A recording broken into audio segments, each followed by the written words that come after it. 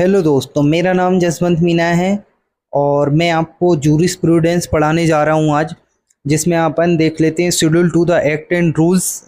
तो schedule two the act and rules में सबसे पहले देखेंगे शेड्यूल टू द एक्ट। तो शेड्यूल टू द एक्ट में दो एक्ट हैं, दो शेड्यूल हैं, first schedule and second schedule. तो फर्स्ट शेड्यूल में देखते हैं क्या है। तो फर्स्ट शेड्यूल में name of books under Ayurvedic and Siddha system. Second schedule में standard to be compiled with Y imported drugs and why drugs manufactured for sale, stocked और एक्सहाइबिटेड फॉर सेल और डिस्ट्रीब्यूटेड। ये सेकेंड शेड्यूल के under है। Second schedule में sale, stocked, exhibited for sale और distributed, ये याद करना है। और फर्स्ट शेड्यूल में आयुर्वेदिक एंड सिद्ध सिस्टम, ये याद करना है। बस दोनों में कंफ्यूज नहीं होना। और फिर शेड्यूल टू द रूल्स पढ़ते हैं। तो शेड्यूल टू द रूल्स में ए में अपन देखते हैं। तो शेड्यूल ए में form and format of letters for application of licensing ETC. तो ये शेड्यूल ए में फॉर्म से याद कर लेना, एप्लीकेशन फॉर्म से याद कर लेना। और शेड्यूल बी की बात करें तो फीस स्ट्रक्चर याद रखना, बस fees structure for drug analysis by CDL. Why CDL means central drug laboratory. CDL का मतलब जो फुल फॉर्म है वो सेंट्रल ड्रग लेबोरेटरी होता है। और वाई द गवर्नमेंट एनालिस्ट। तो ये हो गया शेड्यूल बी खत्म। और शेड्यूल सी की बात करें तो इसमें biological and special product for parental administration. Parental की बात की जाए तो पेरेंटल के लिए शेड्यूल सी में होता है, जिसमें बायोलॉजिकल एंड स्पेशल प्रोडक्ट की बात की जाती है। और कुछ एग्जांपल्स हैं जो आप याद कर लेना, antibiotics, vitamin, bacteriophages, surgical dressing and ophthalmic preparations, whose import, manufacture, sale and distribution are governed by special provision. ये शेड्यूल सी में बात की जाए। पेरेंटल एडमिनिस्ट्रेशन के लिए शेड्यूल सी और नॉन पेरेंटल एडमिनिस्ट्रेशन के लिए शेड्यूल C1। तो other special product for non parenteral administration, जिसमें एग्जांपल हैं digitalis drugs, ergot drugs, adrenaline, fish liver oil, hormonal preparation, whose import, manufacture, sale and distribution are governed by special provision। ये C1 की बात हो गई। Schedule D की बात करें अब तो शेड्यूल डी में ड्रग्स एग्जेम्प्टेड है, drug exempted from the provision of import of drugs. तो डी फॉर ड्रग एग्जाम्प्टेड से याद कर लेना आप, और इम्पोर्ट ऑफ ड्रग्स, ये हो गया शेड्यूल डी। ई वन में शेड्यूल E1 की बात करें तो E1 में पॉइजन से याद कर लेना, पॉइजन सब्सटेंस अंडर आयुर्वेदिक, सिद्ध एंड यूनानी सिस्टम ऑफ मेडिसिन। E1 में पॉइजन सब्सटेंस की बात की गई है अंडर आयुर्वेदिक, सिद्ध एंड यूनानी सिस्टम ऑफ मेडिसिन। अब एफ की बात की जाए, एफ एंड F1 में special provision applicable for the production, testing, storage, packing and labelling of biological and other special product, F and F1। F2 की बात की जाए तो F2 में स्टैंडर्ड फॉर सर्जिकल ड्रेसिंग है, सर्जिकल ड्रेसिंग F2 में आएगा। और अम्बिलिकल टेप्स जो F3 में आएगा। Standard for of sterilised umbilical tapes F3, F2 में standard for of surgical dressing. Double F यानी दो आंख होती है, उस हिसाब से याद कर लेना, standard for ophthalmic preparation. Ophthalmic connect कर ले, मतलब कोरिलेट कर सकते हैं अपन आँख से। ऑप्थेल्मिक मतलब आँख के लिए होता है, तो उस हिसाब से standard for ophthalmic preparation. G for guide, मतलब जैसे अपन किसी को गाइड करते हैं जी, तो जी फॉर गाइड से याद कर लेना, अंडर द मेडिकल सुपरविजन। तो various drug substance to be used under the medical supervision. H registered जो फार्मासिस्ट होते हैं या रजिस्टर्ड मेडिकल प्रैक्टिशनर होते हैं, वो ही ये दवाएं दे सकते हैं। जैसे कुछ एंटीबायोटिक वगैरह होती हैं जो विदाउट रजिस्टर्ड फार्मासिस्ट के से कोई प्रैक्टिस वाला जिसने फार्मेसी नहीं की हो वो नहीं दे सकता है। तो उस हिसाब से बोलते हैं रजिस्टर्ड मेडिकल प्रैक्टिशनर, जिसका पीसीआई में रजिस्ट्रेशन होता है, वो ड्रग्स ये होती हैं। Various drug to be sold on the prescription of an registered medical practitioner, H4 ये याद कर लेना। जे में various elements disease that can not be treated by any drug currently in marketed. जैसे वेरियस एलिमेंट डिसीज याद कर लेना, that can not be treated by any drug currently in marketed.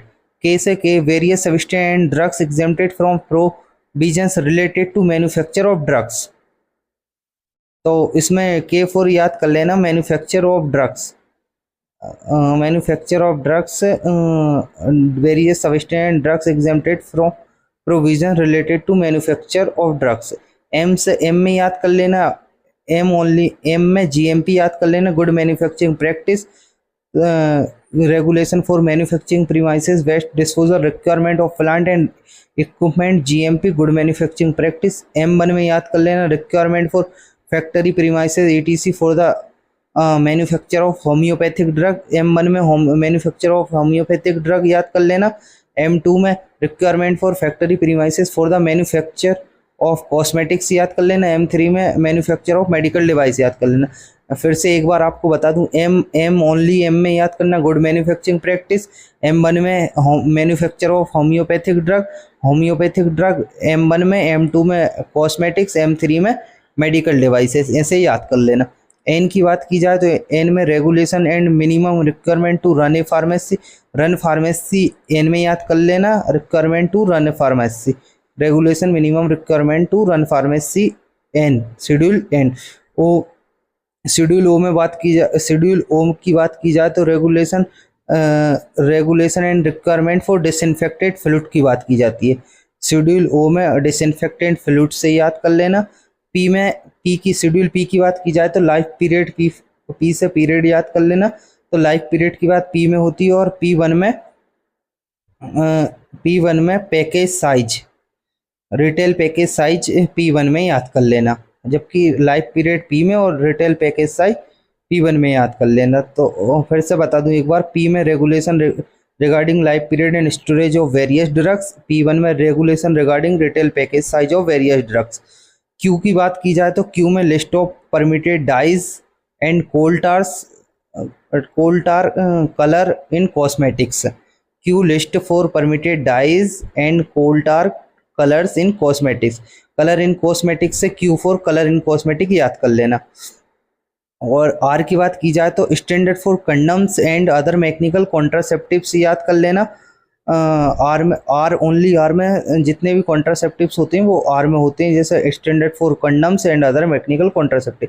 Are one standard for medical device, R one में confuse नहीं होना, R one में standard for medical device है, जबकि एम थ्री में मैन्युफैक्चर ऑफ मेडिकल डिवाइसेस है, और जी में अंडर द मेडिकल सुपरविजन है। नहीं तो आप सोचो कि जी में मेडिकल की बात की गई थी, एम थ्री में मेडिकल की बात की गई थी और आर वन में, बस इतना याद रखना, जी में under the medical supervision, M three में मैन्युफैक्चर ऑफ मेडिकल डिवाइसेस और आर वन में standard for medical devices.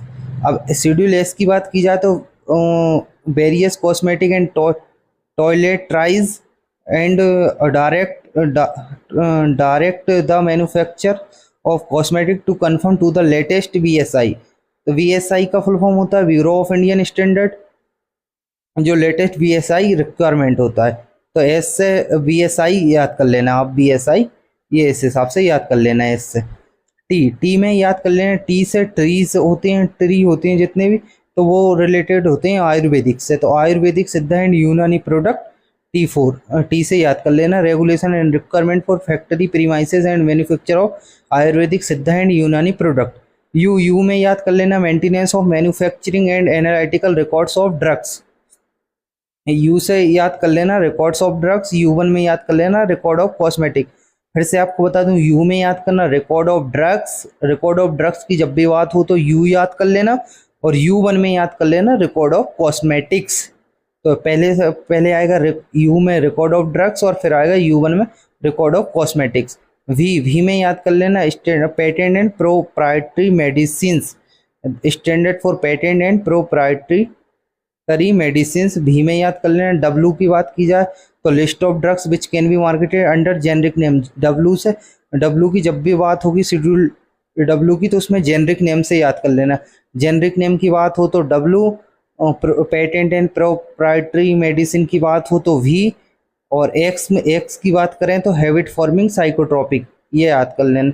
And other drugs, habit forming and psychotropic and other drugs की बात की जाए तो एक्स, तो एक्स से हैबिट याद कर लेना, हैबिट फॉर्मिंग और साइकोट्रोपिक, बस इतना याद कर लेना, इसमें काम हो जाएगा। बाकी उसमें सब दिख जाता है, तो थोड़ी बहुत कुछ कुछ चीज़ें होती है जो याद करने के लिए मतलब हाईलाइट करना पड़ता है उस, और उससे याद हो जाता है और क्वेश्चन भी बन जाता है। ज़्यादा लोड लेने की कोई ज़रूरत नहीं होती, इतने में सब कुछ हो जाता है। ज़्यादा सोचो कि भाई कैसे याद होगा, तो सब हो जाता है, बस करके प्रैक्टिस करना पड़ता है, थोड़ी मेहनत लगती है। एक्स ये हो गया। फिर अब लास्ट बचा है, लास्ट शेड्यूल बाय है। बाय में क्लिनिकल ट्रायल से याद कर लेना। क्लिनिकल ट्रायल की जब भी बात हो तो सबसे लास्ट में बाय आता है। जेड की कोई बात नहीं है, शेड्यूल जेड नहीं है, नहीं आप भूल जाओ कि शेड्यूल जेड में तो क्लिनिकल ट्रायल की बात नहीं है, क्योंकि बाय में है, बाय तक ही है। तो requirement and guidelines for clinical trials, तो बाय में क्लिनिकल ट्रायल्स की बात हो गई है। एक बार और मैं आपको शॉर्ट में जल्दी जल्दी बता दूं कैसे याद करना है, तो आप देख लो। ए में एप्लीकेशन फॉर्म किससे याद कर लेना, form and format of letter for application, इतना बड़ा लिखा है पर आपको ऐसे याद करना है। एप्लीकेशन फॉर्म की बात हो रही है शेड्यूल ए में। बी में फीस स्ट्रक्चर की बात हो रही है। सी में पेरेंटल एडमिनिस्ट्रेशन की बात हो रही है, जो biological and special product for parental administration के लिए शेड्यूल सी में बात हो रही है। शेड्यूल C1 में नॉन पेरेंटल की बात है। डी में शेड्यूल डी में drug exempted import of drugs की बात है। ई में पॉइजन्स की बात है, पॉइजन सब्सटेंस अंडर आयुर्वेदिक सिद्ध एंड यूनानी सिस्टम ऑफ मेडिसिन, तो आप डायरेक्ट E1 को पॉइजन से याद कर सकते हैं। एफ एंड F1 में इसमें packaging and labelling of biological and other special product की बात है, जैसे testing, storage, packaging and labelling of biological and other special product, तो एफ एंड F1 में। और F2 में सर्जिकल ड्रेसिंग की बात है, सर्जिकल ड्रेसिंग F2 में। F3 में अम्बिलिकल टिप्स की बात है, एंड डबल F में ऑप्थेल्मिक प्रिपरेशन की बात है।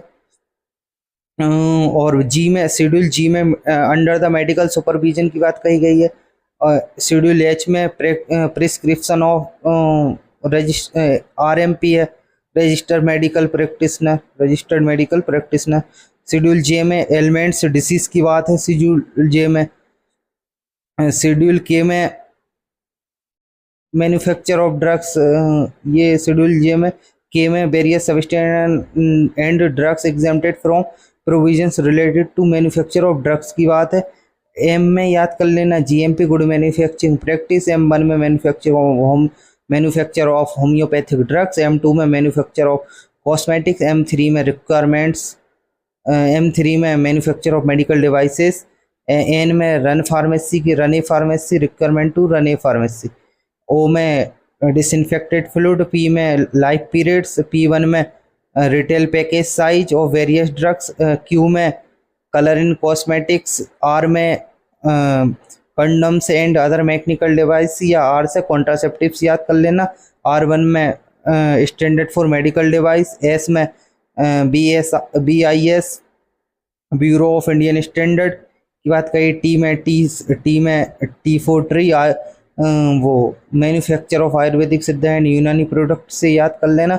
यू में रिकॉर्ड ऑफ ड्रग्स। U1 में रिकॉर्ड ऑफ कॉस्मेटिक्स। V में patent and proprietary medicine. W में जेनरिक नेम्स।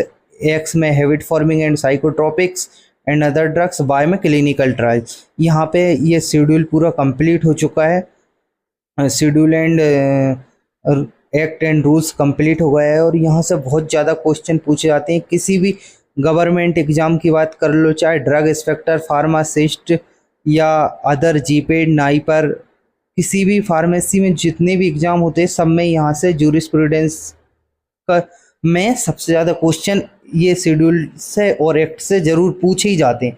यहाँ से तो बनते ही हैं क्वेश्चन, एक दो तीन क्वेश्चन तो यहाँ से जीपेड में हर साल आते हैं। तो ये आपको याद करना बहुत ज़रूरी है, और इतने में आपको समझ आ गया होगा, और नहीं भी आए तो समझ पहली बात तो आ गया होगा, आप याद कर लेना। और जब भी मुझे टाइम मिलेगा मैं बोर्ड पे और समझा दूंगा आपको, और ये बहुत आसानी से आप याद कर लेना। यहाँ से आपके 2-3 क्वेश्चन पक्के हो जाएंगे, जो नंबर आपके कहीं नहीं जाएंगे। और जैसी भी आपको वीडियो अगर अच्छी लगी हो तो प्लीज़ मेरे चैनल को सब्सक्राइब कर दें। Thank you.